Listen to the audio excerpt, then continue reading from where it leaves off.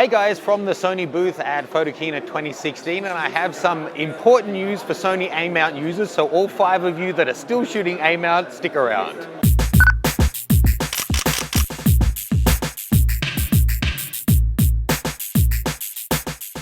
Okay folks, before we talk about the A99 Mark II, please do jump on over to mattgranger.com. You can sign up to my mailing list to get daily updates on what's going on at Photokina, and you'll get all the latest that's just going on with business altogether.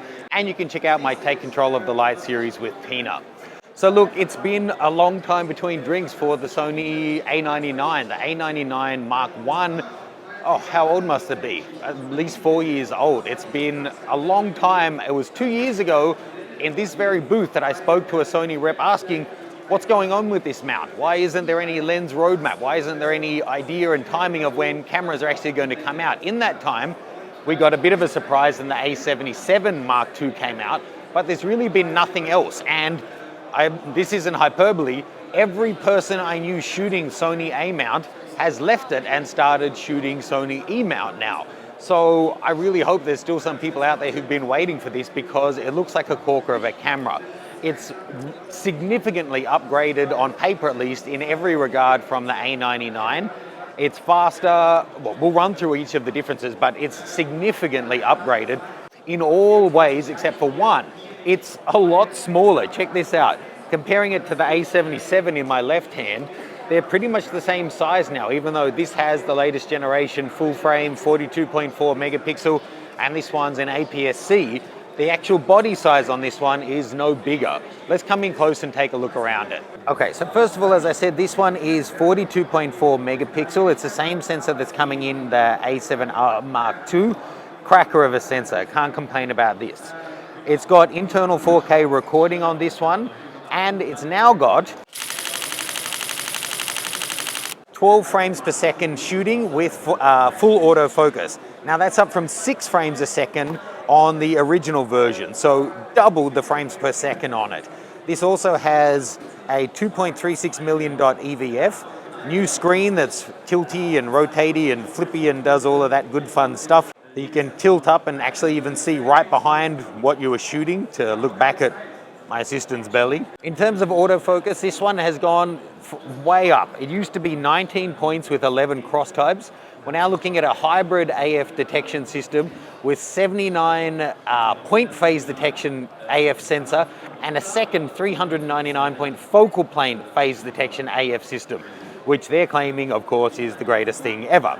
This guy, of course, has dual memory cards. You can do SDs and their memory stick. Who's using memory stick? I have no idea.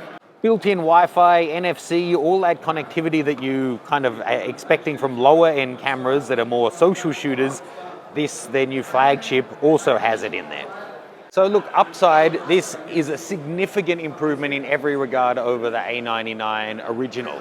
1080 up to 4K, 24 megapixel up to 42 megapixel, 6 frames a second up to 12 frames a second, 19-point autofocus system up to a combined something like 478-point autofocus system.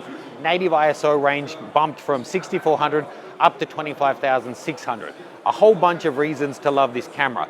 Downside, it's been so long between them, I really wonder how many people still are using this system. Like I said, all my friends who are shooting with these absolutely love them, but seeing that Sony seemed to be really committed to the E-mount system, had a clear roadmap of lenses and bodies that were coming for that, and had nothing for this, they sold up and no longer are using this system, which is a shame, because the E-mount, you know, I love the features, I love the quality you're getting from it. They pack so much tech into them, all of the Wi-Fi and 4K and all this stuff that you don't often get in the higher end bodies without having to add in different modules and stuff that cost you extra. This now has all of that, but it may overcome all of the downsides like terrible battery life, overheating, the durability, because this is a big rugged unit and the A99 Mark I was so rugged. In terms of the size, I mentioned that already. Whilst it's significantly smaller than the last one, the grip on this one is more comfortable than the A77 Mark II. It doesn't feel like a small camera. It just doesn't feel big and bulky either. I'd say it's smaller than my D810 as well. Here it's with a macro 2.8 100mm lens on there. It's hard to tell when it's all tethered down like this, but you know, us Australians do have a reputation. Look, on paper and in the hand, this really looks the business. I just hope it's not too much too late, considering how long it's been for this mount to get an update.